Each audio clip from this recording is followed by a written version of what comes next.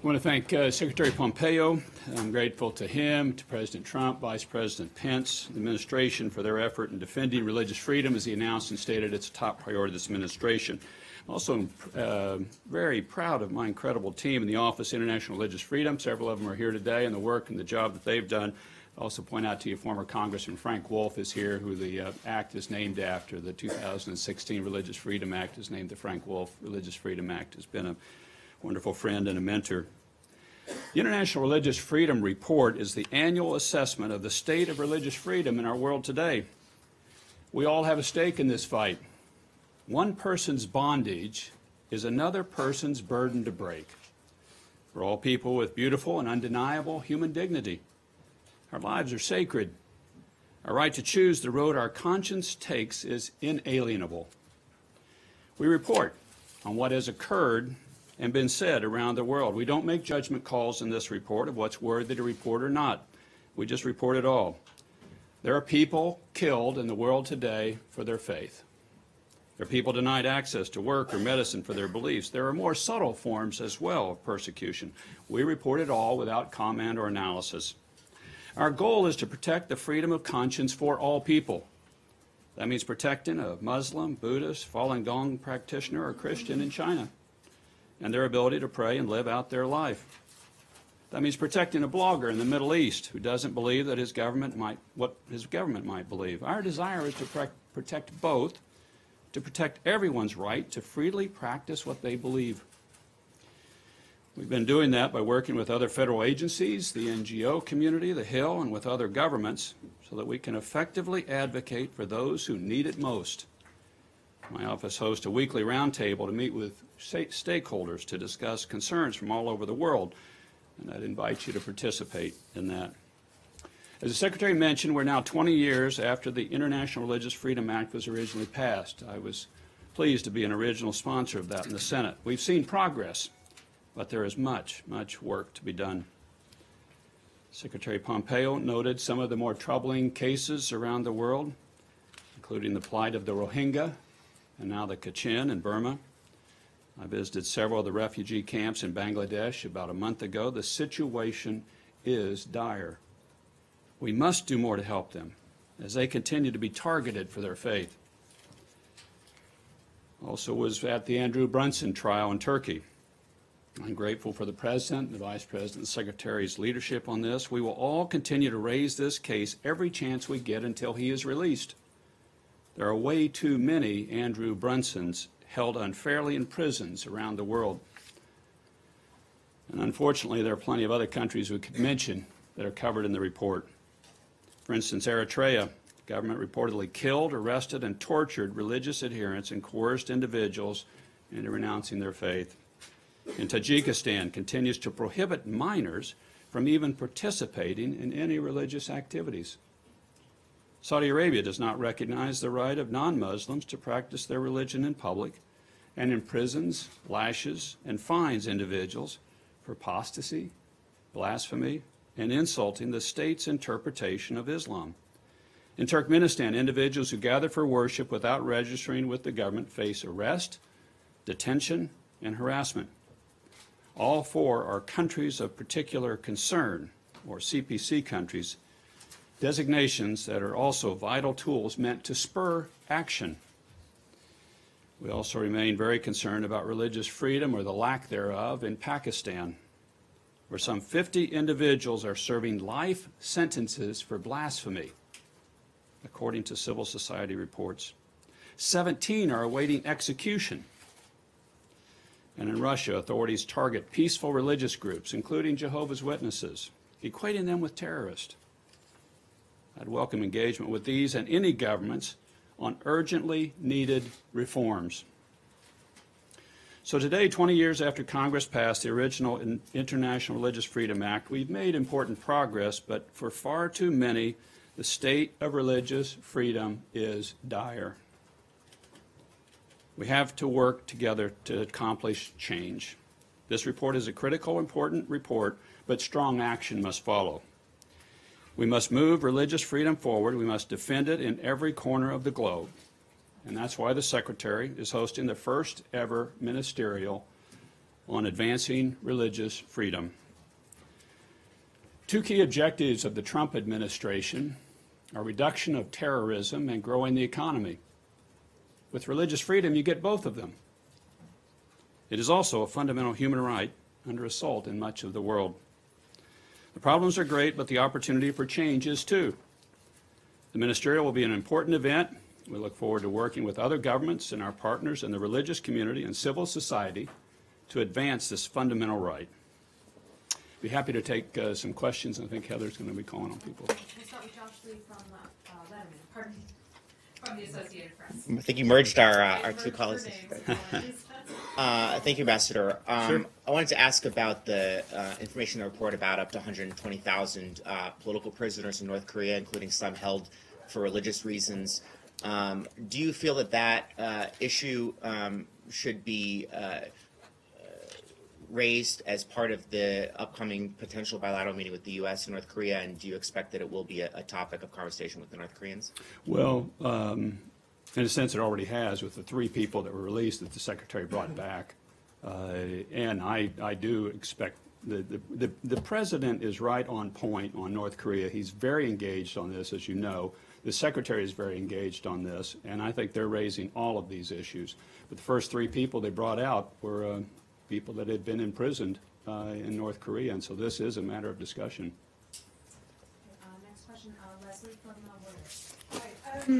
Reuters. Good morning. Good morning. You said you'd been to Myanmar and you'd raised... No, I've been to Bangladesh. Sorry, you'd been to Bangladesh. Yes. And I understand that you had not been given a visa to go into Myanmar. As we know, the USAID administrator has just been there, and he got access.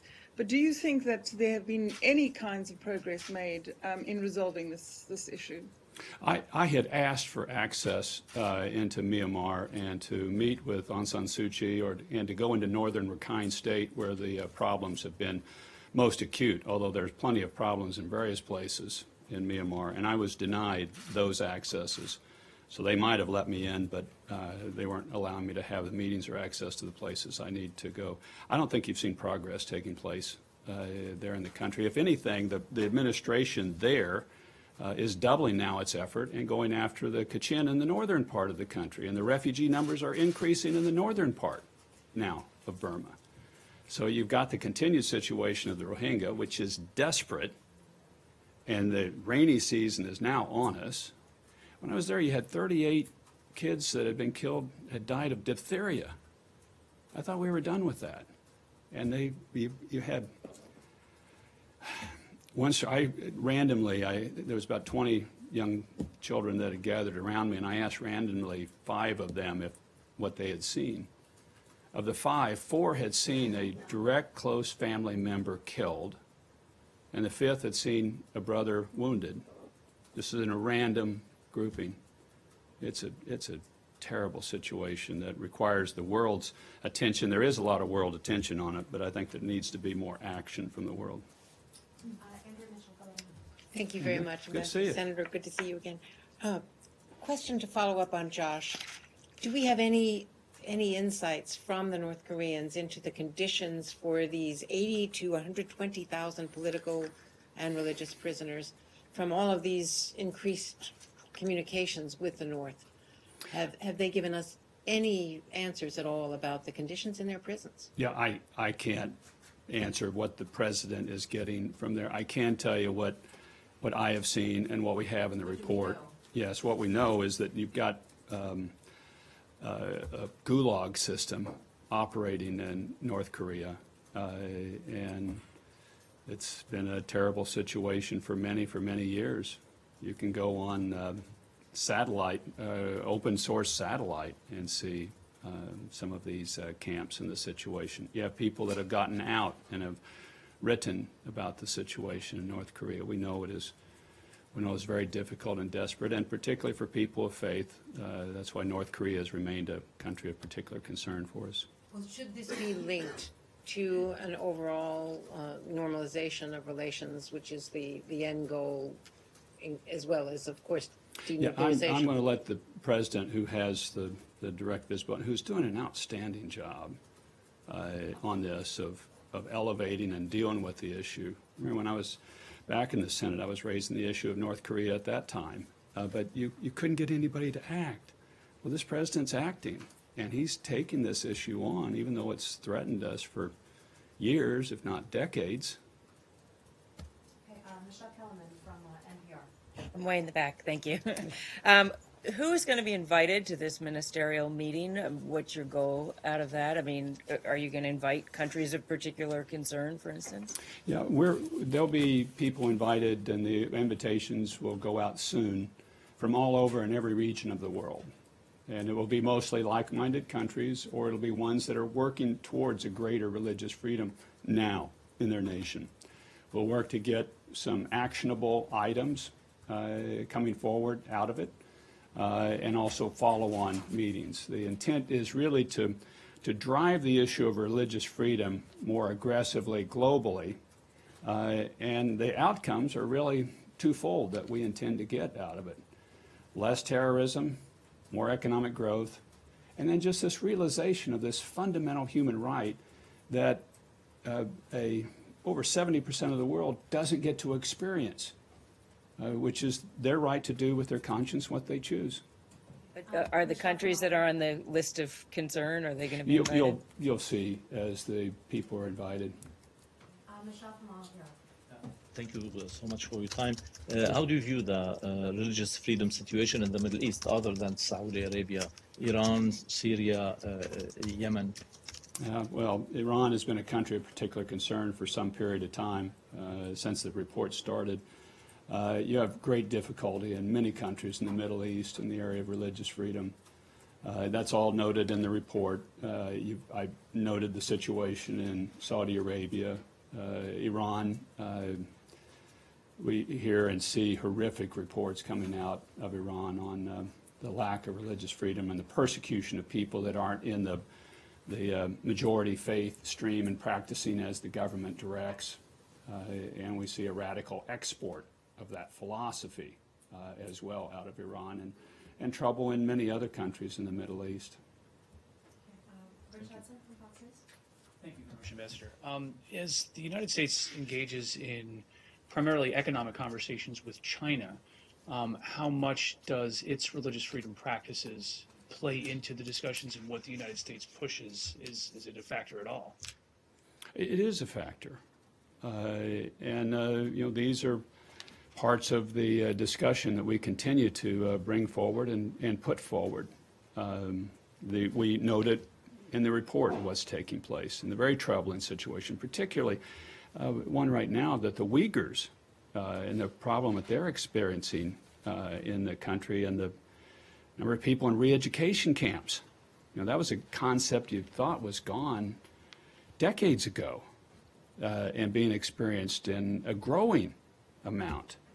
The report cites a number of very, very troubling concerns and a decline in religious freedom.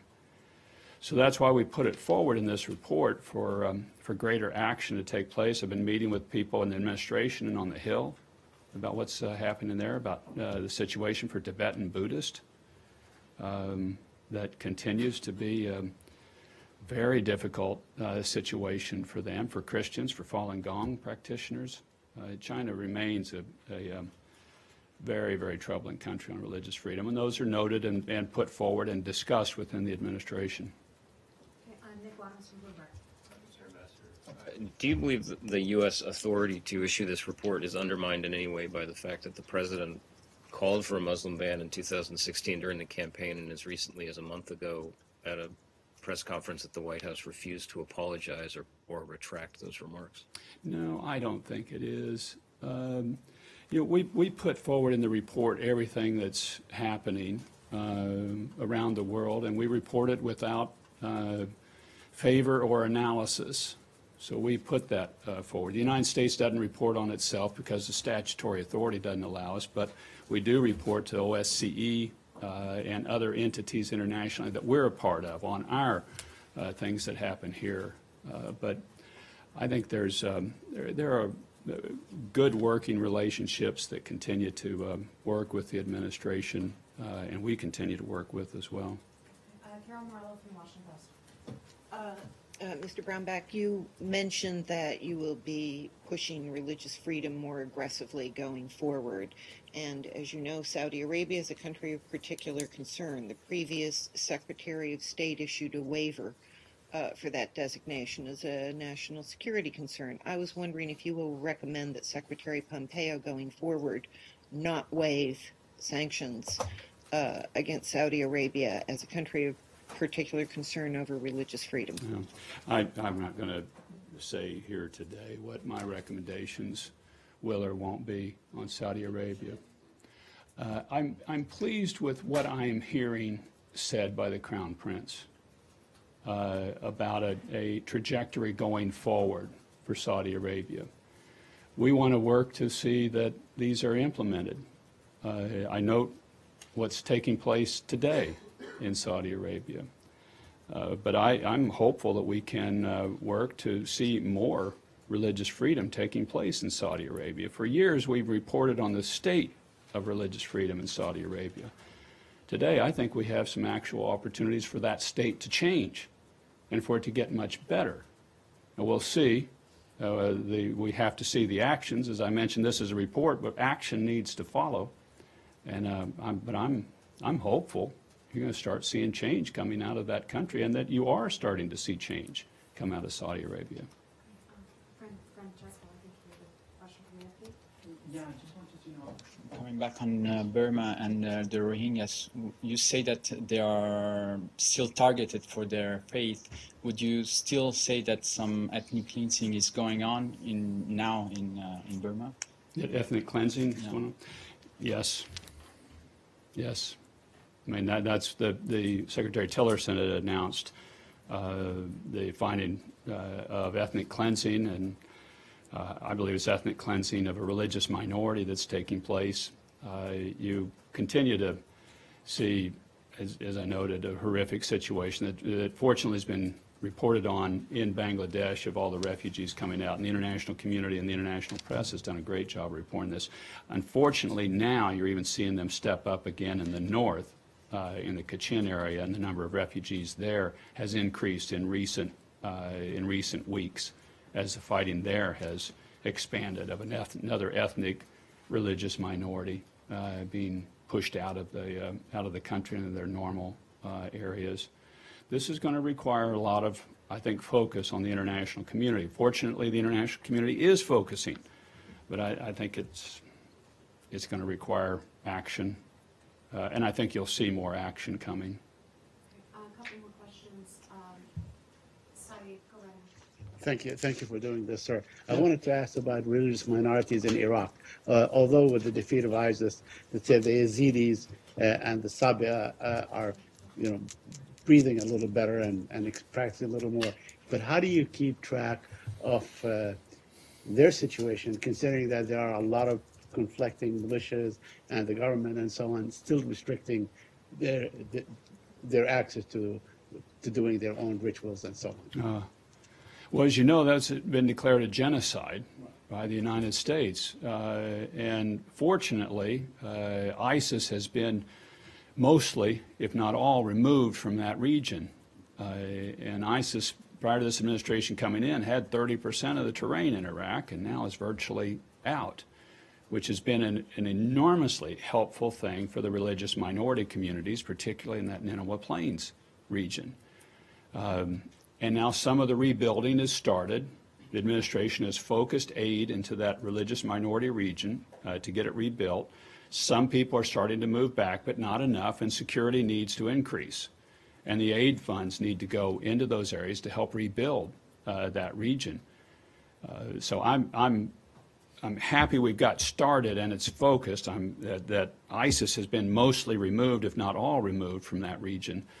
But we've got a ways to go before the religious minority community is going to be back in any substantial, stable way into that Nineveh Plains region. There's some going back now, but we need to make it a much more stable environment for them to be willing to move back and not see themselves as being scared or risking their lives just to move home. Michelle Kaczynski from CNN. Thank you. There's been, as you said, the world has started to focus on the situation in Burma. But that tends to be after the fact, and essentially Yes. the world stood by while the greater part of this ethnic cleansing was going on. So twice now you've mentioned that there should be more action. What action should the U.S. be doing now in addition to the aid given to refugees? I think we need to be more aggressive in following on our statements, and I think you're starting to see that from this administration. You see the aid focus in the Nineveh Plains region to address the situation. In Burma, you've got a situation in the refugees that I met with had the most horrific stories of any refugees I have talked to anywhere around the world. And that includes when Frank and I went into Darfur, in other places, just the thoroughness of the violence that took place. And there are discussions of what further actions need to take place there by the United States and the global community. The United States, we are best when we can operate with other like-minded partners. That's a big part of what this ministerial is about, is putting together other like-minded partners on the issue of religious freedom. About being a fundamental right, but also, and I don't think I can emphasize this enough, we seek a world with less terrorism and more economic growth. You get both with religious freedom. And what we are going to be talking about with our like-minded countries is how you do get both of these religious freedom, and to press this forward aggressively, and to build those consortiums and those alliances amongst various countries in the world. This is a fundamental good. It's a fundamental right. You've signed on all the treaties that declare religious freedom a fundamental right. Now it needs to be practiced and practiced in your country. There will be benefits from this, and we need to go together to practice, to push other countries to allow their people to practice this fundamental right. And that's what I mean, too, about actions taking place in consortium with other countries. Final question, Tracy Wilkinson from the LA Times. Hi, thank you. Just to follow up on my colleague's question, specifically, will Saudi Arabia be invited to the ministerial? And second of all, what do you say to the critics who say this administration is sort of elevating religious freedom over other kinds of human rights, like women's rights and reproductive rights and Palestinian rights and all those other issues that had been focus of administrations past? We're not announcing today the invitation list. We're going to be sending invitations out. And I would say that this is a foundational human right that this administration is supporting. You do religious freedom, and a whole series of better human rights come out of it. This is a foundational piece, is what I would answer some of those who would be critical of it. There is a reason it's in these foundational documents, in the Universal Declaration of Human Rights from the UN in the late 40s. Why it's our First Amendment right? Because it's that right of conscience is that fundamental right. And then out of that, you get a whole series of rights that get enhanced and do better when you get this foundational one right. When you get the foundational one wrong, you really can't build on the structure. And that's why I think this one needs to be promoted and pushed more, and why you also saw in the Frank Wolf Religious Freedom Act a unanimous action by both houses and both Republican houses, and signed by a Democrat president as one of the last acts of the Obama administration. So this is something we all agree on, that it's foundational and it's important and it needs to be pushed forward, and out of it much good will come. Everyone, thank you so much, Ambassador. Yes. Thank you so much for the report and for taking questions. We'll see you later today.